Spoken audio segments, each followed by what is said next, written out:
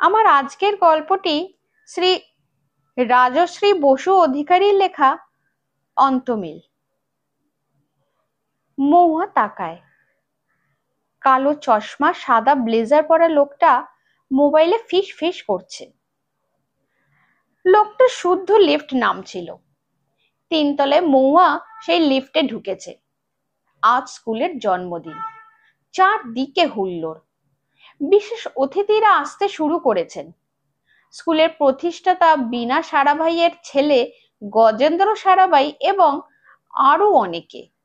Head volunteer মহুয়া। সমস্তটা ওদের class teacher বিথিদির পরিকল্পনা। প্রোগ্রামের আর ঘন্টাখানেক বাকি, সন্ধ্যাবেলা শুরু হবে। ও তিনতলায় গিয়েছিল চক ডাস্টার আনতে, নাটকের প্রপস। একতলা আসতেই লোকটা হুড়মুড়িয়ে বেরিয়ে গেল। ইতিহাসের অজন্তা দিকে ওগুলো দিয়ে এক কোণে দাঁড়ানো পিউ আর জিনিয়ার সামনে এসে দাঁড়ায়। ওরা হা হা হি হি করছে কোনো কথায়। এই, কি কথা হচ্ছে রে তোদের? তুই তো জুনিয়র বর্দি। বলবো না বাবা, আবার বকুনি দিবি, পিউ বলে। আচ্ছা, বকুনি দেব না, কথাটা কি? একটা খবর আছে, পিউ গম্ভীর। প্যান্ডেলে লোকজন এসে গিয়েছে, এবার অতিথিরাও এসে পড়বেন। মৌয়া অধৈর্য হয়। কি খবর? বিথিদি কে বলতো? জিনিয়া বলে। কে আবার? আমাদের ক্লাস টিচার। এটা কোনো খবর? মৌয়া বিরক্ত। কাজের সময় গুলতানি ওর ভালো লাগে না। আরে না, বিথিদি হলো আমাদের স্কুলের মালিক গজেন্দ্র সারাবাইয়ের ভাইজি। ভাই একমাত্র মেয়ে বিথিদিকে রেখে মারা গিয়েছেন, বুঝলি?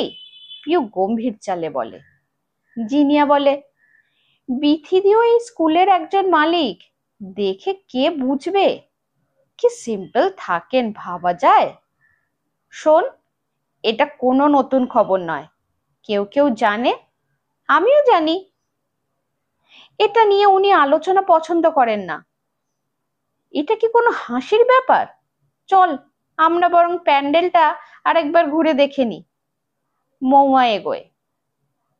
স্কুলের সীমানা অনেকটা বড়। অনুষ্ঠান হবে মাঝের মাঠে। বিশাল প্যান্ডেলের পুরোটা ঘুরে দেখে নেয় ওরা। একদল মেয়ে গেটের কাছে ফুল ছিটিয়ে অতিথি বরণ করে তাদের বসার ঘরে এনে বসাবে। অনেকেই চলে এসেছেন। বাপের পুলিশ অফিসার বন্ধু সমীর কাকু মৌহাকে দেখে হেসে এগিয়ে যান বসার ঘরের দিকে। বড় সাদা গাড়ি থেকে নামলেন গজেন্দ্র সারাভাই। মৌয়া ওকে এই প্রথম দেখছে। বিথিদি ওদের যেভাবে শিখিয়েছেন সেভাবেই ওরা অতিথি আপ্যায়ন শুরু করে দিয়েছে। মৌয়ার মনে হয় বিথিদিকে অনেকক্ষণ দেখা যাচ্ছে না। সন্ধ্যা হয়েছে। এবারে অতিথিদের তাদের আসনে বসিয়ে প্যান্ডেল অন্ধকার করে দেওয়া হবে। হালকা আলোর ঝর্ণায় নাচ শুরু হবে। তারপর বড় আলোগুলো জ্বলবে এবং অতিথিদের স্টেজে তুলে ফুলের তোড়া দিয়ে স্বাগত জানানো হবে। পুরো প্ল্যান বিথিদির। অনুষ্ঠান সূচনার নামটাও উনিই করবেন। বিথিদিকে মেকআপ রুমে? মৌয়া কাকে যে জিজ্ঞেস করবে, সবাই ব্যস্ত। গজেন্দ্র সারাবাই ঢুকেছেন বসার ঘরে। বিথিদি থাকলে কিভাবে রিয়াক্ট করত? হঠাৎ লিফটের লোকটাকে দেখতে পায় মহুয়া, চেয়ারে বসে আছে। কে এই লোকটা? কোনো ছাত্রীর অভিভাবক? কিন্তু কারো সঙ্গেই তো কথা বলছে না। কেমন কঠিন মুখ, কানে ফোন। কি হলো মৌ, কি দেখছো এত মন দিয়ে? মৌয়া পিছনে তাকায়। সমীর কাকু এসে দাঁড়িয়েছেন। ওই লোকটাকে দেখো কাকু, কেমন যেন, তাই না? সমীর দত্ত পুলিশ অফিসার, সবকিছুই খতিয়ে দেখা তার স্বভাব। বন্ধুর বাচ্চা মেয়েটার কথাও তাই উড়িয়ে না দিয়ে এক দৃষ্টিতে তাকিয়ে থাকেন। তার মধ্যেই লোকটি উঠে গেটের দিকে এগিয়ে যায়। সমীর কাকুও সেই দিকেই এগোতে থাকেন। জিনিয়া ছুটে আসে, এই মৌমা, বড়দি তোকে ডাকছেন বসার ঘরে। ভেতরে সব অতিথি বসে আছেন, মেয়েরা তাদের শরবত মিষ্টি দিয়ে আপ্যায়ন করছে। এই যে স্যার, মৌয়া, এর কথাই বলছিলাম। বড়দি আলাপ করিয়ে দিলেন। মৌয়া প্রণাম করতে গেলে গজেন্দ্র সারাভাই হাত ধরে ফেলে বললেন, so you are the only daughter of our SDO sahab? Have chance to secure position in madhyamik exam? Good, very good. কয়েক মাস হলো বাপির বদলি সূত্রে মৌয়া এখানে এসে ভর্তি হয়েছে। নমস্কার করে বললেন, will try sir. What do you want to be in future? I want to be a private investigator. What? Ha ha ha ha ha ha. হেসে ওঠেন গজেন্দ্র। রাগ হয় মৌয়ার। কেন? কি এমন আশ্চর্যের কথা বলেছে ও? সবাইকে কি ডাক্তার, ইঞ্জিনিয়ার, সরকারি অফিসার হতেই হবে? ওর যা ভালো লাগে সেটাই ও হতে চায়। বড়দি বোধহয় মৌয়ার চিন্তাটা আঁচ করেন, আশঙ্কা করেন সে হয়তো কিছু বলে বসবে। ওদের প্যান্ডেলে বসাও, তারপর লাইট অফ হবে। বিথি রেডি তো? তাকেও পজিশন নিতে বলো। গজেন্দ্রের মুখে কোনো বদল আসে না, যেন এই নামে কাউকে চেনেনি না। মৌয়ার ভালো লাগেনি। রূপোর ডিবে থেকে মাঝে মাঝে নস্যি নিচ্ছেন, চকচকে শেরওয়ানিতে সোনার বোতাম। উনি যে বিশাল ধনী, আর উচ্চকিত ঘোষণা। তাড়াতাড়ি ও বসার ঘর থেকে বেরিয়ে আসে। পিউরা অতিথিদের প্যান্ডেলে নিয়ে যাচ্ছে। ওর মনে হয় বিথিদি তৈরি কিনা দেখে নেওয়া দরকার। উনি নাচের পজিশন নিলেই প্যান্ডেলের আলো নিভবে। গ্রাউন্ড ফ্লোরের ঘরগুলোর উঁকি দিয়ে বিথিদিকে সে দেখতে পায় না। দোতলা মেকআপ ঘরে নাটকের মেয়েরা সাজতে বসেছে। বিথি মৌয়াকে দেখে চেঁচিয়ে ওঠে, কি রে, কাকে খুঁজছিস? বিথিদিকে। বাকি ঘরগুলো দেখতে দৌড়ায় মৌয়া। আশ্চর্য তো, যার উৎসাহ সবচেয়ে বেশি তাকেই কোথাও দেখা যাচ্ছে না। অনুষ্ঠানটা শুরু হবে কি করে? মৌয়া ঘরে ঘরে উঁকি মারতে দেখে একটি মেয়ে বলে, বিথিদি এখানে মেকআপ করছিলেন, একটা ফোন আসতে বাইরে গেলেন। কোন দিকে? তা তো জানি না। নিচেই নেমেছেন নিশ্চয়। নিচে নামেননি। মৌয়া দৌড়ে গিয়ে লিফটে ঢোকে। থার্ড ফোর্থ ফ্লোর গুলো দেখা দরকার। ফোর্থ ফ্লোরে লিফটের দরজা খুলতেই ওকে অবাক করে দিয়ে লাফিয়ে এসে ভেতরে ঢোকে বিথিদি।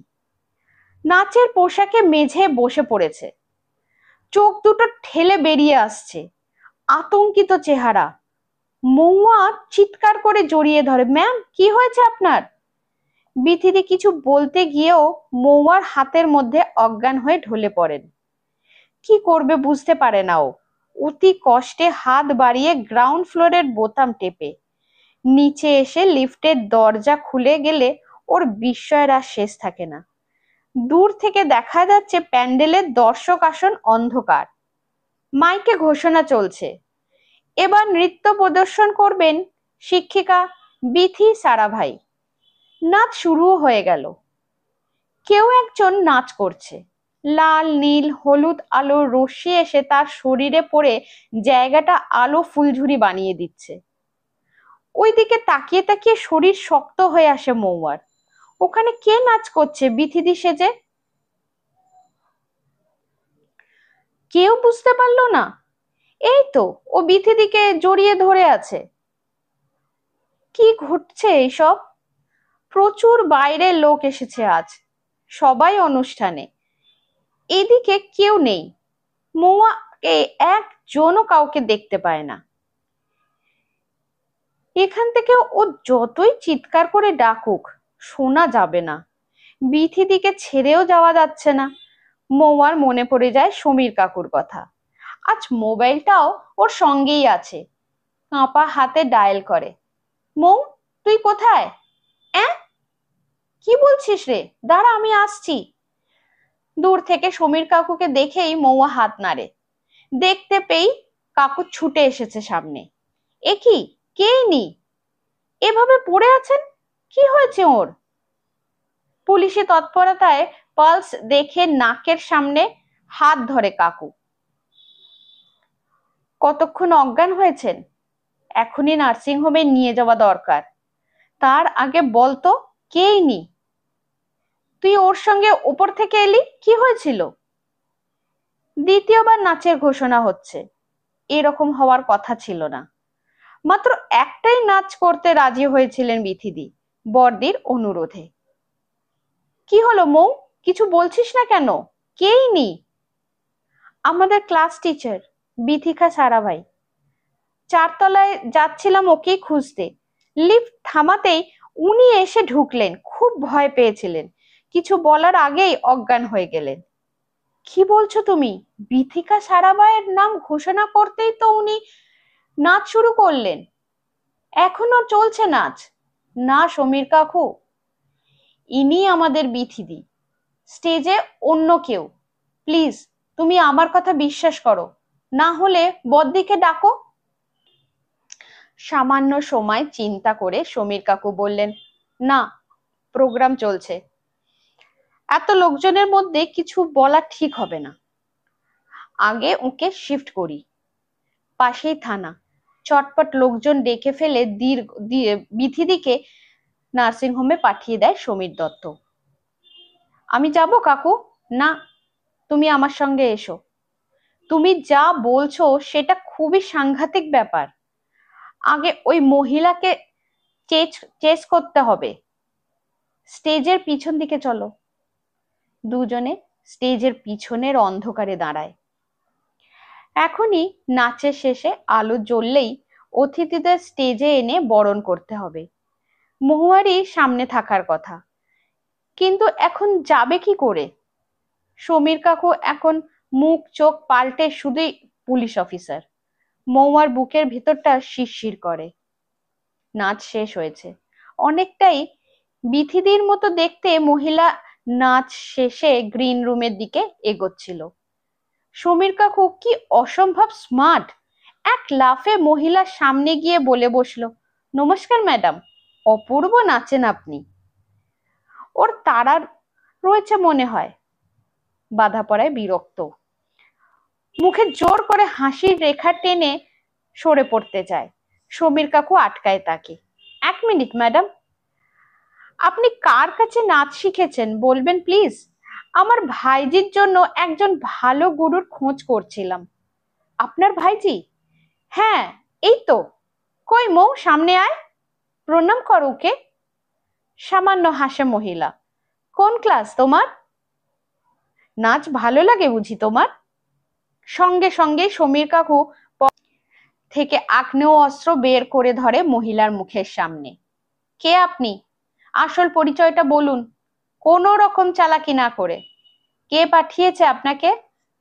মহিলার মুখটা মুহূর্তে অত মেকআপ সত্ত্বেও ছাইয়ের মতো হয়ে গেছে, তবুও বলতে চেষ্টা করে। এসবের মানে কি? রিভলভার কেন? আমি এখানকার টিচার, পড়াই মেয়েদের। নামটা বলুন। বিথিকা সারাভাই।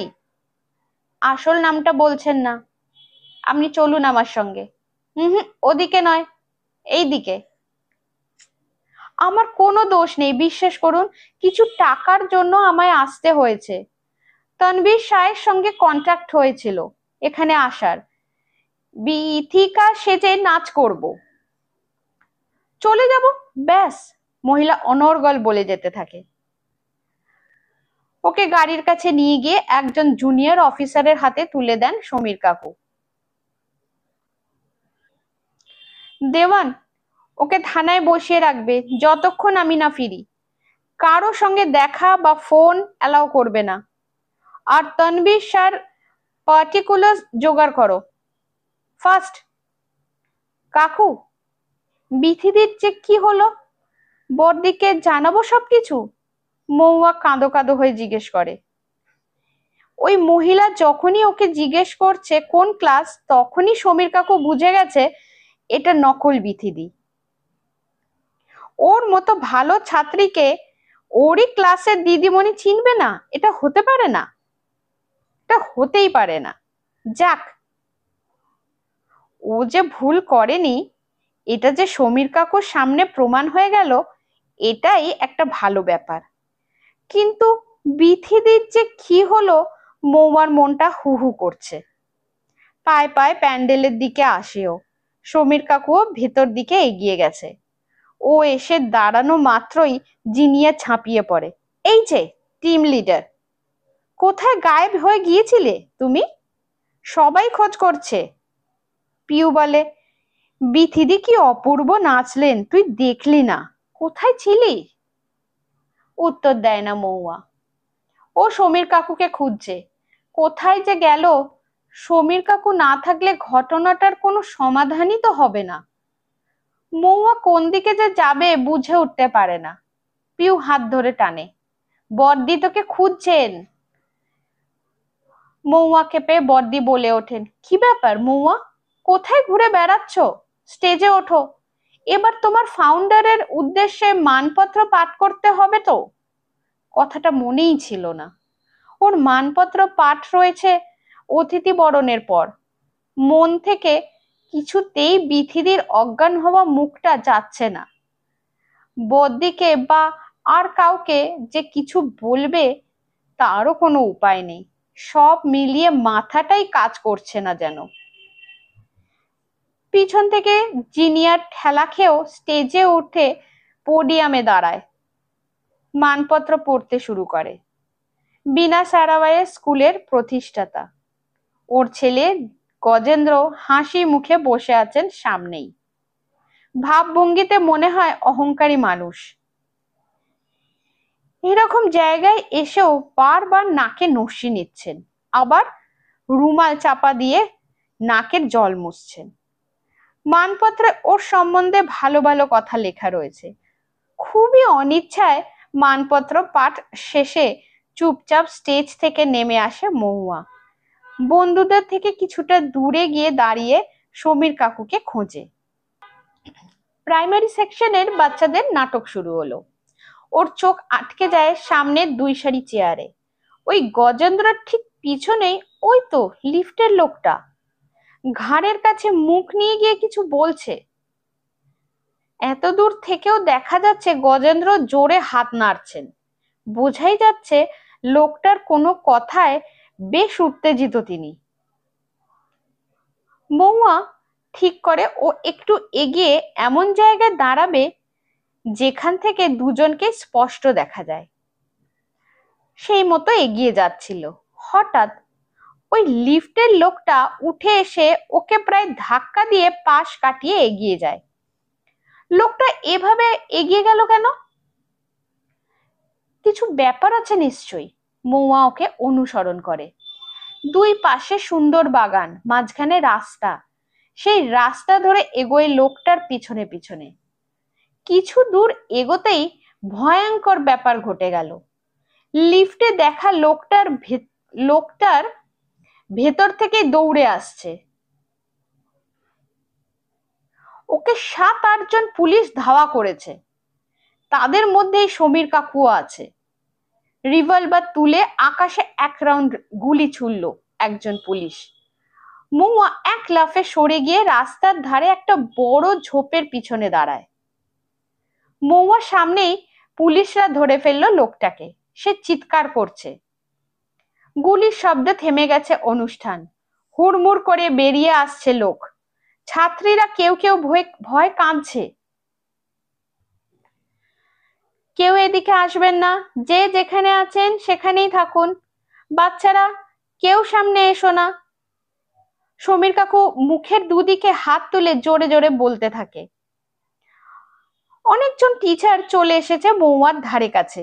বড়দি ওকে প্রথম দেখতে পান। এসব কি কাণ্ড হচ্ছে? স্কুলের মধ্যে এত পুলিশ কেন? মৌয়া, তুমি এখানে কি করছো? কিছুই তো বুঝতে পারছি না। বিথি কোথায়? কোনো কিছু হলেই বড়দি বিথি বিথি করেন। এ কথা সবাই জানে, অন্য টিচারদের কাছে এ মজার ব্যাপার। এখন তাদের কারো মনেও প্রশ্ন জাগে, সত্যিই তো বিথি কোথায়? নাচের পর থেকে তো আর তাকে দেখাই যায়নি। অজন্তা দি এগিয়ে আসে সামনে। এই মৌয়া, কোথায় বিথি?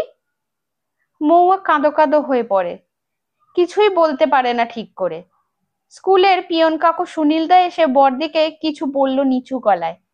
শুনেই বড়দি এই সেরেছে বলে প্যান্ডেলের দিকে চলে যান। ততক্ষণে পুলিশের অনেক লোক এসে ঘিরে ফেলেছে প্যান্ডেল। ছাত্রীরা বা তাদের অভিভাবকরা কেউ কিছু বুঝতে পারছেন না। গুলির শব্দে সবাই আতঙ্কিত। বড়দি এসে দাঁড়াতেই গজেন্দ্র রেগে খুবই বিশ্রীভাবে বলতে থাকেন, আপনি হেডমিস্ট্রেস, আপনি থাকতে স্কুলে গুলি চললো কেন? এত পুলিশ কেন এখানে? এখনই আমি মিটিং ডাকবো। I will sack you.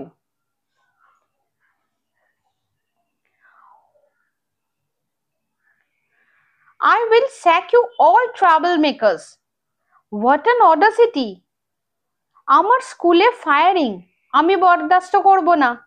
মুঝে কুছ নেই সুননা है।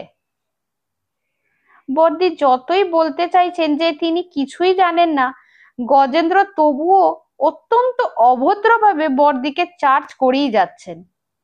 দিদিমণিরাও সবাই চুপ, কেউ কিছু বলছেন না। মৌয়া বলে ওঠে, কেন আপনি বড়দিকে ইনসাল্ট করছেন? উনি কি করবেন ফায়ারিং হলে? উনি তো কিছুই জানেন না। अरे कितनी बेअदब स्टूडेंट हो तुम, ऐसे बात करती हो? গজেন্দ্র সারাভাই প্রচন্ড রেগে গিয়ে নাকে বিশাল অ্যাক্টিভ নস্যি পুড়েই নাক মুছতে শুরু করলেন। চারদিকে গন্ডগোলের মাঝে লোকজনের ভিড় ঠেলে সমীর কাকু সেই লোকটাকে টানতে টানতে নিয়ে আসে গজেন্দ্রর সামনে। ঘাড়ে রদ্দা মেরে বলে, এবার বল কি বলছিলি? ওকে দেখেই গজেন্দ্র সারাভাইয়ের মুখ থেকে বেরিয়ে আসে, আরে তুমি ইহা ক্যাসে? কথাটা বলেই বোধহয় নিজের ভুল বুঝতে পেরে ধপাস করে বসে পড়ে চেয়ারে। ওই লোকটার মুখে এর মধ্যেই বেঁকে গেল, কি করেছে কে জানে, মনে হয় দাঁত দুটো খুলে গেছে।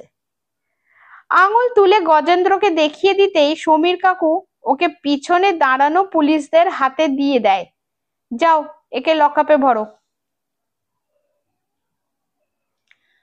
কি হচ্ছে এসব এসডিপিও সাহেব? আমরা তো কিছুই বুঝতে পারছি না। বড়দি বলেন, এখনই বুঝতে পারবেন, একটু অপেক্ষা করুন। সমীর কাকু গজেন্দ্র সারাভাইকে বলেন, আপনাকে একবার আমার সঙ্গে থানায় যেতে হচ্ছে মিস্টার সারাভাই, উঠুন। व्हाट नॉनसेंस, मैं क्यों थाने पे जाऊं? इसी स्कूल का मालिक हूं मैं, তা হলেও যেতে হবে। আর আপনি একা তো মালিক নন, আরো একজন শেয়ার হোল্ডার আছেন যাকে মারার জন্য লোক লাগিয়েছিলেন আপনি। It was a good plan indeed, but failed. চলুন উঠুন, সমীর কাকু কঠিন গলায় বলে। मैं एसपी को कॉल करूंगा, মিনিস্টার को भी, যাকে ইচ্ছে কল করবেন, কিন্তু এখন আপনাকে থানায় যেতে হচ্ছে। ভেবেছিলাম ইন্টারোগেশনের পরেই অ্যারেস্ট করব, কিন্তু তা আর হলো না। You are under arrest. You are under arrest for being a conspirator for attempt to murder of your niece Bithi Sarabhai. বড়দি এবং সবাই চূড়ান্ত অবাক। গজেন্দ্র সারাভাই অনেকটা হাঁক ডাক করে এখন কেমন চুপসে গিয়ে সমীর কাকুর সঙ্গে গুটি গুটি হেঁটে যাচ্ছে। মৌ, তুমি যতটা যা জানো তা সবাইকে বলে দাও, এবার এর ব্যবস্থা করে আমি আসছি।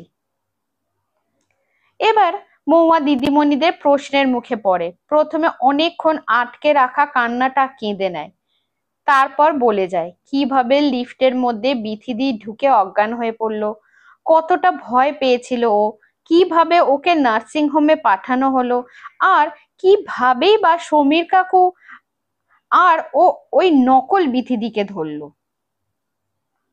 এত কাণ্ড ঘটে গেছে, আমার তো ভাবলেই ভয় করছে। অজন্তা দি বলে ওঠে, মৌয়া, তুই কি করে বুঝলি যে ওই ওই অজ্ঞান মহিলাই আসল বিথিদি আর স্টেজে নক? পিউ বলে, নিজের ক্লাস টিচারকে চিনবো না? আর ওই মহিলা যখনই আমাকে বলল কোন ক্লাসে পড়ো, তখনই সমীর কাকুর কাছে প্রমাণ হয়ে গেল যে আমি ঠিক, নইলে কাকুও তো। সমীর বাবু ফিরে এসেছেন গজেন্দ্রকে থানায় পাঠিয়ে।